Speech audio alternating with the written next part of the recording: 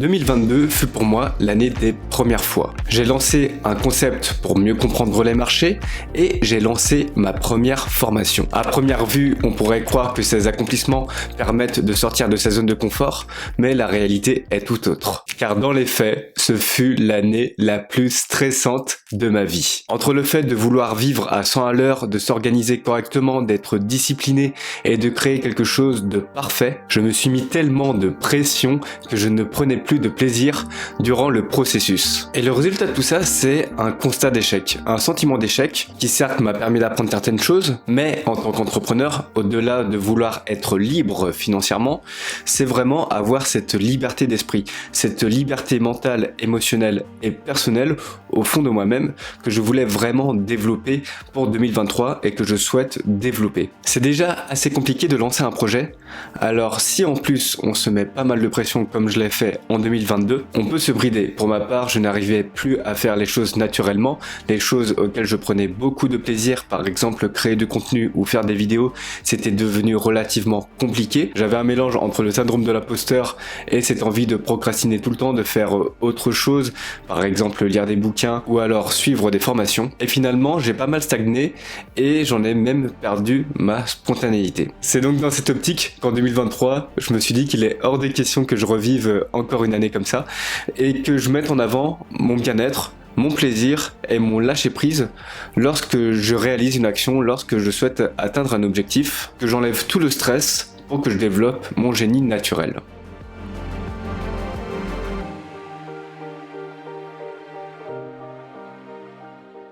Ma prise de conscience a commencé lorsque j'ai créé ma première formation, c'est-à-dire à partir du mois de septembre, j'avais pour objectif de lancer un programme, le programme Innovation, et je mettais beaucoup d'espoir. J'ai mis beaucoup d'ambition à travers ce programme. Je voulais que ce programme soit complet. Déjà, j'aime bien restituer certaines connaissances, j'aime bien faire plaisir aux autres, et j'aime bien faire les choses. Et en fait, le fait de vouloir bien faire les choses, je me suis rendu compte que j'étais tombé dans un ennemi très prenant dans ma vie, qui est le perfectionnisme.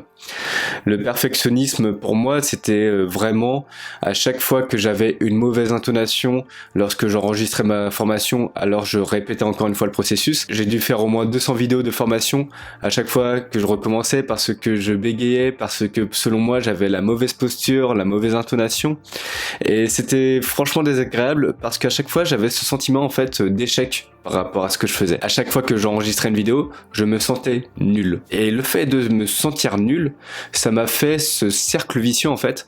C'est que au lieu de passer à l'action, de sortir de sa zone de confort et de prendre confiance en soi, moi c'était plutôt l'inverse. Je passais à l'action, je me trouvais nul et du coup je baissais en estime de moi-même. Juste au moment où je me suis dit bon Nico, tu prends trop de retard. J'avais environ 3 semaines de retard, je crois, un mois, je sais plus trop, mais j'avais pas mal de retard par rapport à la deadline, par rapport à la date finale que je m'étais fixée.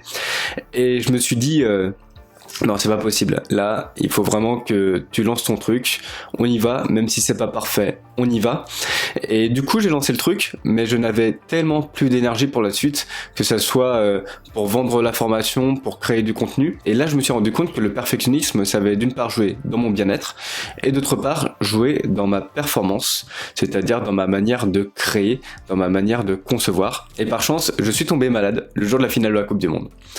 Le jour de la finale de la Coupe du Monde, j'avais pas mal de fièvre, j'avais des envies de vomir, enfin bref, j'ai pas les détails, mais ça m'a permis vraiment de prendre du recul pour avoir certains déclics, parce que je me suis rendu compte que en continuant comme ça, j'allais finir en burn-out, chose que depuis mon début d'aventure entrepreneuriale, je voulais éviter de faire, et c'est là où j'ai vraiment pris conscience de l'importance de faire les choses sans crispation. En fait, je me suis rendu compte que faire les choses sans crispation, c'est enlever le stress inutile. Généralement, j'avais du mal à faire la différence entre être challengé par un objectif et avoir une certaine tension par rapport à l'objectif. J'avais du mal à discerner les deux, c'est-à-dire, par exemple, je prends le cas d'un étudiant qui fait son travail à la dernière minute parce qu'il est en état de stress, un état de stress de survie. Moi, c'était un peu le même cas. J'avais du mal à dissocier les deux, je me suis dit, bon, il faut quand même un minimum de stress pour atteindre un objectif, pour réussir un objectif, pour être motivé par rapport à ce que l'on fait. Et en fait, ce stress m'empêchait de faire les choses avec aisance. C'est-à-dire que j'avais des tensions dans mon corps, je bégayais, c'était pas fluide quand je parlais durant ma formation, et du coup je rencontrais ces difficultés. Et en comparant notamment avec des sportifs, c'est-à-dire on prend des sportifs comme Lionel Messi, on a l'impression que la balle lui colle au pied, on prend Mohamed Ali, on a l'impression qu'il danse sur le ring, on voit ces sportifs-là, on a l'impression que c'est quelque chose de très naturel. Ils ont une aisance naturelle, et je me suis dit que pour mon cas, si je stresse, ce n'est pas forcément une bonne chose. Dans mon cas plutôt, il faut que je cherche l'aisance absolue. Il faut que je cherche à être très à l'aise dans ma gestuelle, il faut que je cherche à être très à l'aise dans mes mouvements, il faut que je cherche à être à l'aise lorsque je communique, lorsque je parle. Et cette recherche en fait d'aisance personnelle m'a fait comprendre qu'avoir des tensions dans le corps, de se fixer des objectifs qui me mettent à l'overthinking, qui me font trop réfléchir, ce n'est pas quelque chose de bon et ce n'est pas quelque chose qui se veut bon pour mon bien-être. Et c'est en comprenant ça en fait que naturellement je me suis détendu. Et en me détendant au fur et à mesure du temps, je me suis rendu compte de quelque chose qui est plutôt cool, c'est que ça nous permet d'avoir de nouvelles perceptions, d'observer les choses différemment, avec du recul, pour observer de nouvelles perspectives d'évolution. Et ça, je n'avais pas forcément conscience parce que justement, j'étais tellement stressé, j'étais tellement tendu que j'ai voulu foncer droit dans le mur, au lieu de prendre du recul et me dire, bon Nico, en fait, tu peux faire ça différemment, tu peux parler d'une telle manière qui te rendra beaucoup plus détendu et tu prendras beaucoup plus de plaisir et tu seras beaucoup plus performant. Ce sont des réflexions que je n'ai pas pu avoir lorsque j'étais sous tension, mais les nouvelles opportunités sont apparues pour moi lorsque j'ai réduit mon stress, lorsque j'ai soufflé un peu, lorsque je me suis dit bon chill, calme-toi un peu. Et au fur et à mesure du temps en fait, j'ai réussi à souffler un peu, j'ai réussi à me détendre et de nouvelles opportunités, de nouvelles possibilités sont apparues. Et là j'ai rencontré une autre difficulté que je ne m'attendais pas en lâchant prise, c'est le fait de devoir se réinventer. Pour ma part, ça faisait 3 ans que je créais du contenu sur Internet, que ce soit des vidéos, des posts Instagram, avec la même méthodologie. La même méthodologie pour attirer l'attention, la même méthodologie en termes de recherche de contenu. Et je me suis rendu compte que je n'ai jamais dévié, que ça faisait partie en fait de mon inconscient de faire tout le temps la même chose, de la même manière, de la même façon, et que je n'avais jamais réfléchi sur moi-même pour faire les choses d'une manière différente.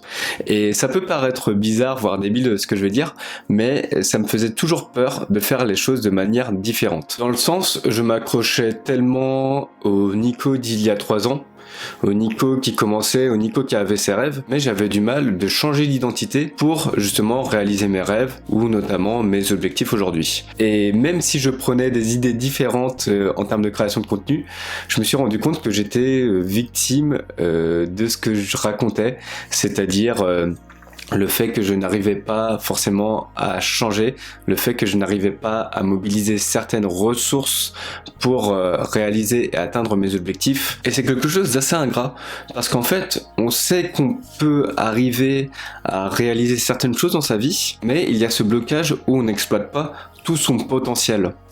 Et pour moi, lorsque on a du mal à exploiter tout son potentiel, c'est parce qu'on a peur de se réinventer en tant que personne. On a peur de utiliser les nouvelles connaissances, pas d'un point de vue méthodologique, mais d'un point de vue un peu plus profond, un peu plus intérieur. Par exemple, je sais que de nature, j'ai une petite tendance à l'introversion lorsqu'il s'agit de dire des choses intelligentes. Je sais pas, j'ai toujours eu ça en fait, j'ai toujours eu l'image quand j'étais un peu plus jeune, cette image de personnes qui aiment bien faire rire les gens, qui aiment bien être jovial, qui aiment bien être tranquille, qui aiment bien faire des blagues. Et à chaque fois que je devais dire des choses intelligentes, j'avais du mal à les assumer. Du moins que moi je juge intelligente, hein, bien évidemment. Et en fait, le fait de dire des choses intelligentes, ça me fait ressentir de nouvelles émotions, de nouvelles sensations où je n'étais pas du tout à l'aise avec ça. Et j'ai eu pendant un bon laps de temps, je pense, durant toute ma vie d'entrepreneur, et là ça a implosé durant la création, la conception du programme Innovation, c'était vraiment ce côté que je devais commencer à être à l'aise par le fait que je commence à dire des choses intelligentes, et du coup être à l'aise avec ce genre de sensations, m'assumer en tant que personne, me dire que bon Nico, ça sert à rien d'avoir les mains moites, ça sert à rien de rougir, ça sert à rien de stresser lorsque tu dis des choses intelligentes, mais voilà, assumer cette partie de toi, assumer cette identité, accepter de te réinventer, que maintenant tu n'as plus envie de faire de blagues, maintenant tu n'as plus envie d'être le bon copain, mais maintenant tu as plus une envie en tant que personne de rechercher la vérité, de creuser les sujets en profondeur. Et en fait cette notion-là, ça m'a fait un peu comme un déclic, me dire que bon, maintenant si j'accepte de me réinventer en tant que personne, je pourrais exploiter mon génie naturel. Par exemple, si je ressens une émotion de gêne que je ne connais pas, je vais pas être en mode bon, il faut que je l'évite à tout prix, mais je vais être dans l'exploration de cette sensation et donc je vais être davantage dans l'action. Et pour ça, je me suis mis à faire des choses nouvelles. J'étais pas habitué à courir, à faire du running dans ma vie de tous les jours, et maintenant je me mets à courir quasiment tous les jours et je commence à adorer ça parce que ça commence à m'inculquer des valeurs de discipline que je n'avais pas auparavant. Je commence à m'ouvrir à pas mal de choses auxquelles le Nico d'il y a 3 ans, il se serait dit mais jamais je ne fais ça. Par exemple, moi le fait de courir, j'étais la personne qui détestait courir, et puis j'ai essayé 1 ou 2 fois, j'étais ouvert au fait d'aller courir et finalement ça m'a plu car j'ai ressenti des nouvelles sensations. Et ça m'a permis de me réinventer, ça m'a permis d'explorer une nouvelle partie de moi-même. Et l'air de rien, c'est en faisant ces petits changements en fait, en faisant de nouvelles choses à chaque fois, que dans ma vie de tous les jours, que ça soit dans ma vie sentimentale, que ça soit dans ma vie professionnelle, je me suis plus ouvert aux opportunités également, et j'ai plus accepté le fait de changer, d'être une personne qui change de manière permanente, pour m'adapter davantage à la société d'aujourd'hui et accepter de repartir de zéro, mettre mon ego de côté, arrêter de me dire que bon, j'ai lu pas mal de livres, pas mal de bouquins et du coup voilà, je sais ce qui va se passer, mais non, me confronter un peu plus à la réalité. J'ai toujours peur hein, parfois bien évidemment, ça je pense pas que ça va changer de suite, hein. J'ai encore beaucoup à travailler en termes de développement personnel là-dessus, mais dans tous les cas je sais que je suis dans la bonne voie et que maintenant j'arrive plus à écouter cet instinct primitif d'évolution qu'on a tous chacun en nous. Et en fait, en accumulant ces nouvelles choses, je me suis rendu compte que je pouvais exploiter un nouveau génie naturel. Du moins, un génie, une zone de génie que je n'exploitais pas forcément. Plus j'étais ouverte à faire de nouvelles choses, mes envies ont évolué. Que ça soit sur mes petits objectifs et mes gros objectifs.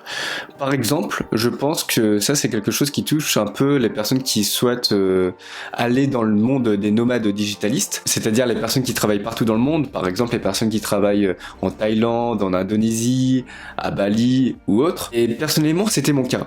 Je m'étais accroché à ce rêve, au fait de vivre à 100% sa liberté, de vivre aux 4 coins du monde. Je me suis accroché à ce rêve pendant 3 ans et en réalité, c'est que ce rêve, il n'était pas fait pour moi.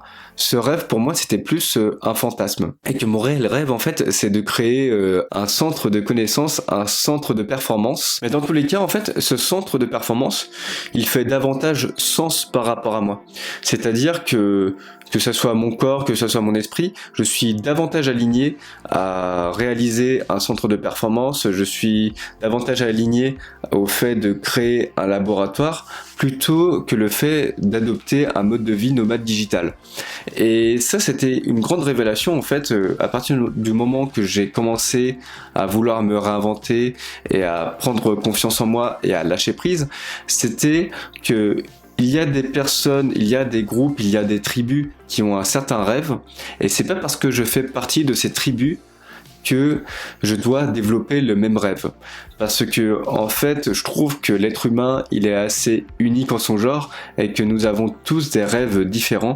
Et il est important de creuser son rêve en profondeur pour être le plus aligné possible dans sa vie, pour ressortir son réel génie naturel, pour finalement trouver la chaussure à son pied et créer un projet qui puisse nous correspondre. Si je devais conclure cette vidéo, je dirais que tout ce qui est la perfection ne laisse pas de place à l'inconnu.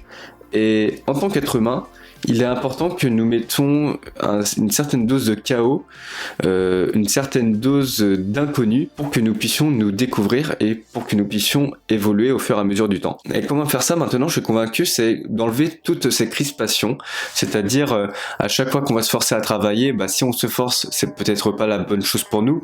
Si on adopte un rêve et qu'on n'arrive pas forcément à le réaliser, malgré tous les efforts qu'on met, c'est peut-être pas un rêve qui est fait pour nous. Peut-être, comme disait Freud, inconsciemment, on s'auto-sabote parce que inconsciemment, on sait que c'est quelque chose qui n'est pas fait pour nous et qu'une fois qu'on a pris du recul sur notre vie, sur notre personnalité, sur notre nouvelle identité, c'est d'explorer, c'est de réfléchir à des choses qui nous font envie à l'instant T, dans le moment présent, pour construire quelque chose qui nous donnera du plaisir sur le long terme. Alors voilà, si cette réflexion personnelle vous a plu, je vous invite à liker la vidéo, à vous abonner et à laisser un petit commentaire. Je suis curieux d'avoir votre avis là-dessus, à ce sujet, et je vous dis à la prochaine pour une autre vidéo.